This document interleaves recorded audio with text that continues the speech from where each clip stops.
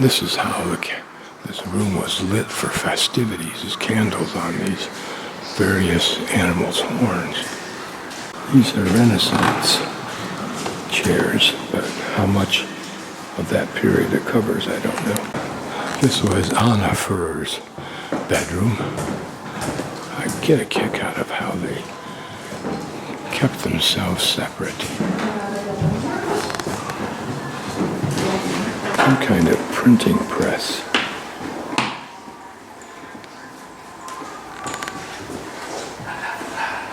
This looks like a spinning wheel.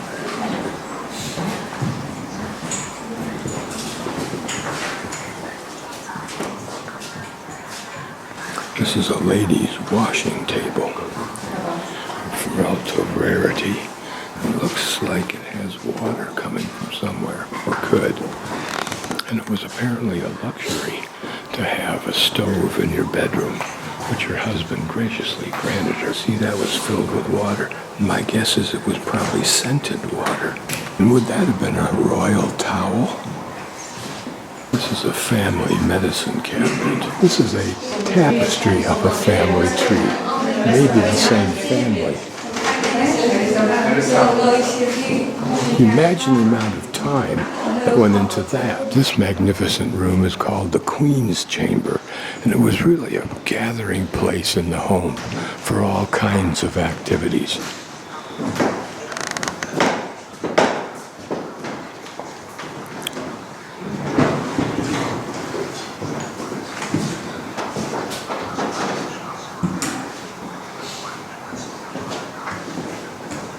This is called the High Renaissance. It was furnished in 1560.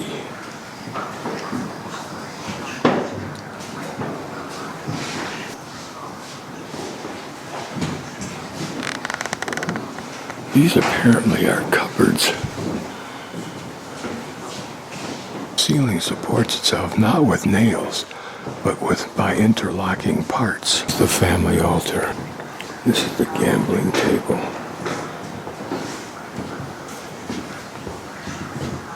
I want to Furna table, but that's a slab of granite in the center for writing notes on. This is truly the gem of this building, in my opinion.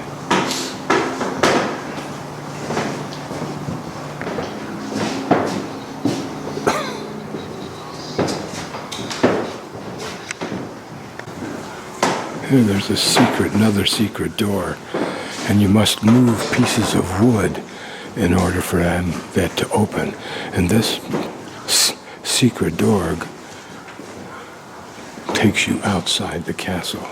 This is called a secret door, not because you don't know it's a door, but because there's no handle and no way to open it unless you know the combination of moving various wood pieces.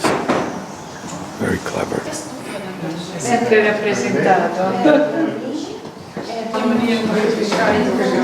Pensavo ci fosse davvero. Questa era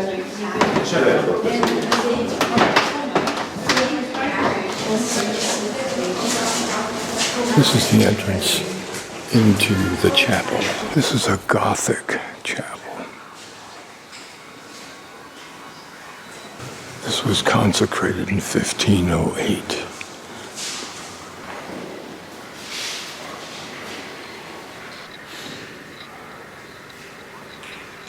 Just before she's beheaded.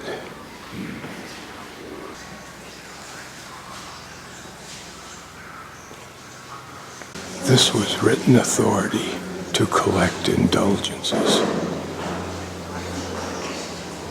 That's how formalized that false, hypocritical bribery was.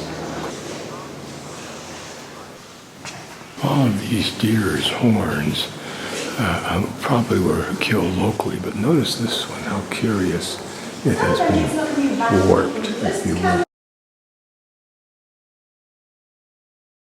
This is the Amory.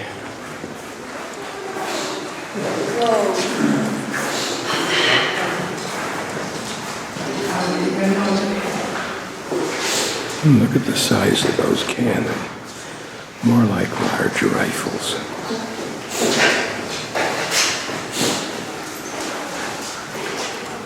This drawing is interesting because it looks like Casper the Ghost. Howitzers.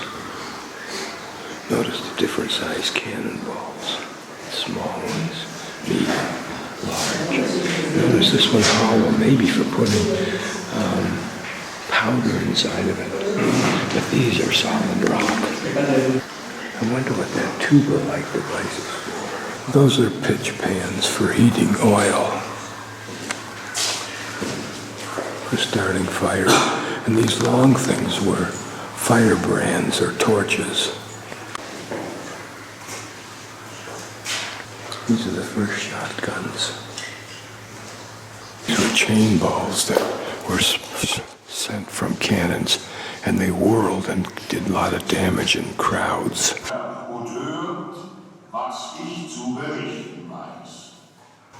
Auch links die Kettenhemden sind dahinter an der Wand 6 große Schwerter in ihren Harnischen. Allesamt entstammen meiner Zeit und kommen Just how there's a separate articulated piece for the thumb. zu beweisen.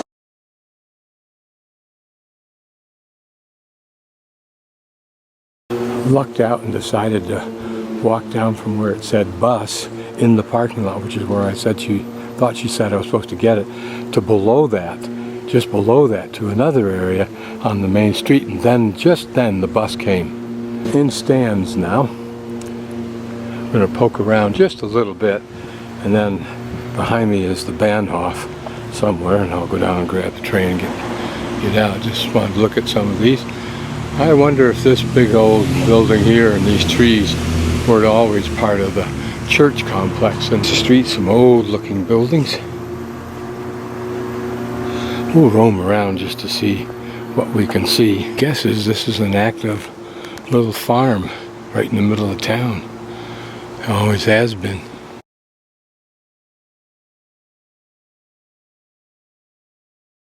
Now at the stands Bahnhof, and we have walked today from Schwarz, which is about 3.5 kilometers towards Innsbruck that way, around the base of these mountains, and then up through that gorge somewhere up there in the middle to the monastery, and then across that way until somewhere over there we got the Tratzberg castle, and then I took the bus back to Stans and then walked down from up there.